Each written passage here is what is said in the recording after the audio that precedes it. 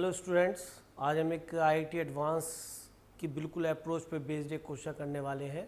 इसको देखिए, ये कंटिन्यूटी का क्वेश्चन है, बहुत ही बढ़िया क्वेश्चन है ये। इसमें गिवन है नंबर ऑफ पॉइंट्स, आपको वो x की वैल्यूज़ बतानी है। Where f(x) equal to this is discontinuous at 2 point पे होगा या 3 पॉइंट पे होगा या 4 पे होगा या एक भी पॉइंट पे नहीं होगा। तो देखिए, जो हमारे क्वेश्चंस होते हैं 12th लेवल के, उसके अंदर हम एक वैल्यू दे देते हैं कि x इक्वल टू 2 पे चेक कीजिए, x इक्वल टू 1 पे चेक कीजिए, x इक्वल टू हाफ पे चेक कीजिए। लेकिन यहाँ क्वेश्चन थोड़ा डिफरेंट टाइप का है।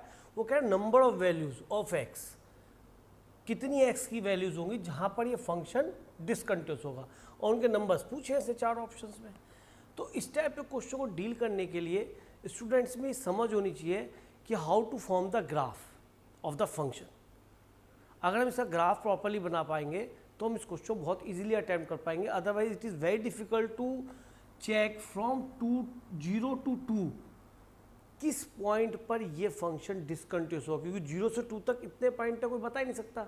तो how can we check for what value of this function is discontinuous. तो चलिए स्टार्ट करते हैं। ग्राफिकल अप्रोच से इस क्वेश्चन को देखते हैं हम। सॉल्यूशन देखिए, जैसे कि अगर हम आपसे कहते हैं कि आपको cos ऑफ पाई एक्स का कर्व ड्रॉ करना है, तो उसके बाद हम उसका ग्रेटेस्ट का कर्व भी ड्रॉ कर सकते हैं।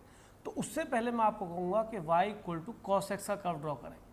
तो जिस तरह से हम यहाँ cos एक्स का कर्व ड्रॉ करेंगे, और ये ध्यान रखें कि आपको 0 से 1 तक के बीच में करना है। ये नहीं कि नेगेटिव पॉजिटिव सब जगह करना है, सबके लिए नहीं करना।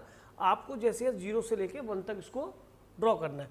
तो cos एक्स का जो कर्व मैं ड्रॉ करना चाह रहा हूँ वो कुछ इस तरह से होगा ड्रॉ। चलिए, तो यहाँ पे बनता है 0, यहाँ पे 1 पाई बाई 2, यहाँ पर 2 पाई बाई 2, यहाँ पर 3 पाई बाई 2, और इसका एम्पलीट्यूड कितना हो जाएगा 1 और मिनिमम -1। तो ये इसकी मैक्सिमम मिनिमम वैल्यू आपकी आ गई। ये कॉस एक्स का कर्व है। जब कॉस पाई एक्स का कर्व बनाना होता है तो एक लॉजिक होता है, अगर यहाँ पे ax आ जाए, 2x आ जाए, 3x आ जाए या पाई एक्स आ जाए, तो ये जो आपके पॉइंट लिखे हुए 0 pi by 2 pi 3 pi by 2, इनको पाई से डिवाइड कर दीजिए। जब आप यहाँ पाई से डिवाइड करेंगे तो 1/2 हो जाएगा, यहाँ से पाई से डिवाइड करेंगे 1 हो जाएगा, और यहाँ से पाई से डिवाइड कर 3/2। तो ये आपका कर्व अब कॉस पाई एक्स का बन चुका है। वैसे अब आगे देख लें कि हमें 0 से 1 तक बनाना था, तो ठीक है, इसको यहाँ से आगे मैं रिमूव कर देता हूँ। तो आगे हम यहाँ पे 3/2 पे यहाँ थे, और हमारा पूरा ही क्वेश्चन कहाँ तक के लिए है, 2 तक के लिए। तो चलिए 2 भी इसको यहाँ लिख लेते हैं।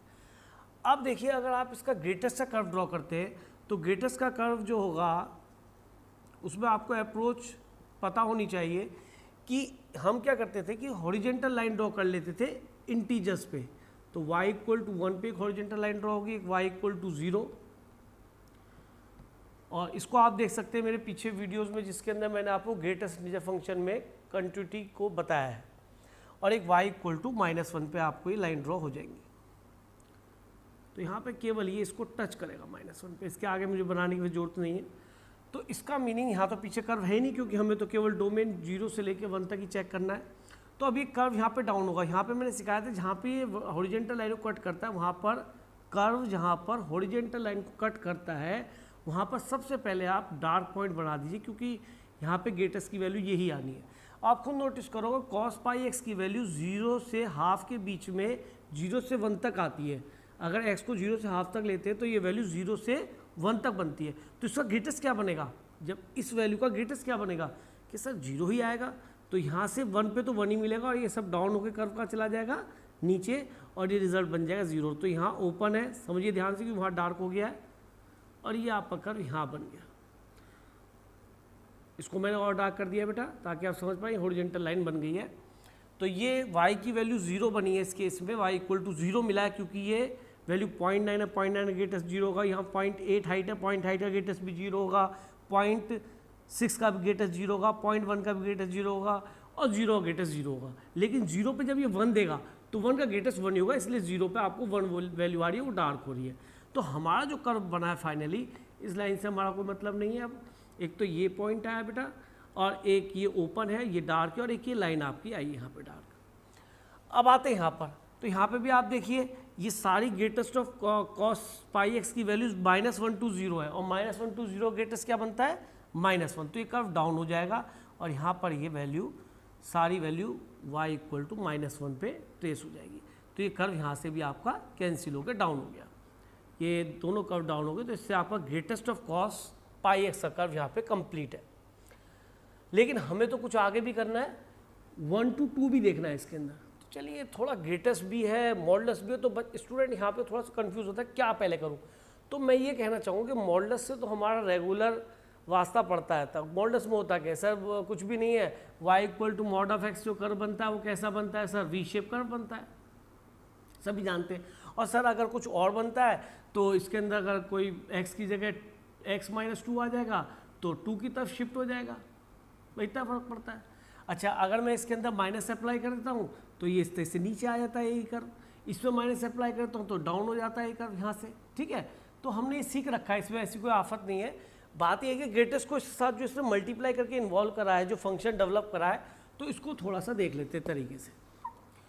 तो इसमें हमने क्या किया बेटा, इतना मैं मॉडुलस से नहीं घबरा रहा, इसके अंदर मुझे यहाँ पे इसका ट्रीटमेंट करना है। और ये हमने प्रॉपर्टी पढ़ी हुई है n+x, तो इसमें हम n को बाहर ले लेते हैं, जबकि हम जानते हैं कि n is definitely n integer, चाहे वो नेगेटिव है चाहे वो पॉजिटिव है।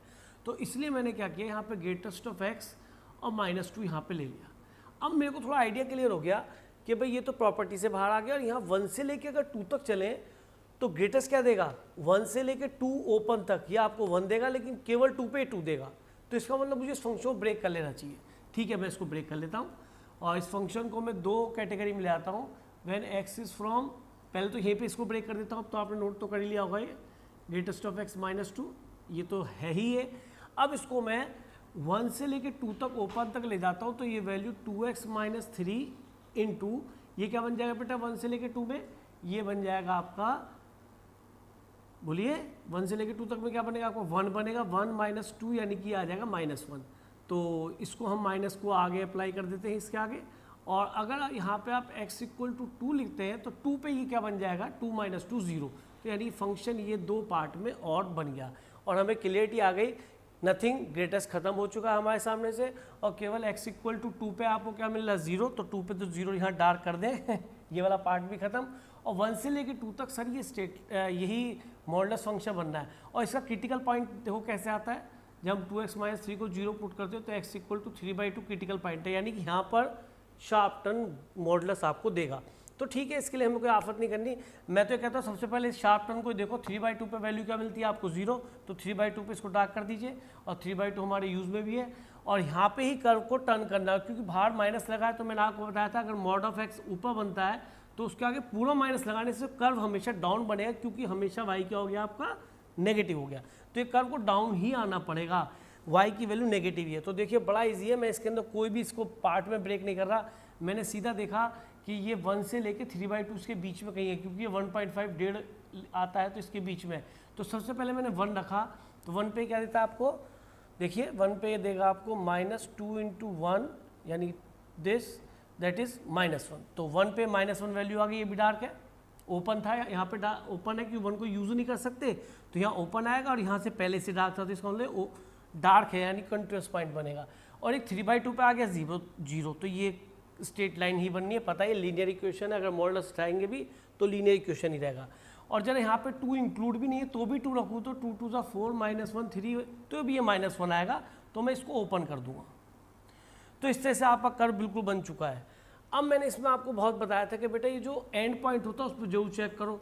तो f(2) पे तो आपका यहाँ वैल्यू मिलेगी -1, f(2) पे क्या मिलेगी 0, और 2 पे क्या मिलेगी, 2 पे क्या मिलेगी आपको -1 के आसपास, ठीक है, 1 के आसपास। इसका मतलब है 2 पे क्या हो गया, एट x इक्वल टू 2 ये डिसकंटिन्यूस हो गया, दिख भी रहा है, क्योंकि 2 पे तो 0 मिल रहा है और 2 पे क्या मिल रहा है, -1, जो क्लियर आपको दिख रहा है। इसका मतलब वैसे ही मैंने कहा था अगर कोई इंटरवल आपका 0 से 2 तक है तो आप इसके अंदर एक तो f2 निकालेंगे और f2- निकालेंगे।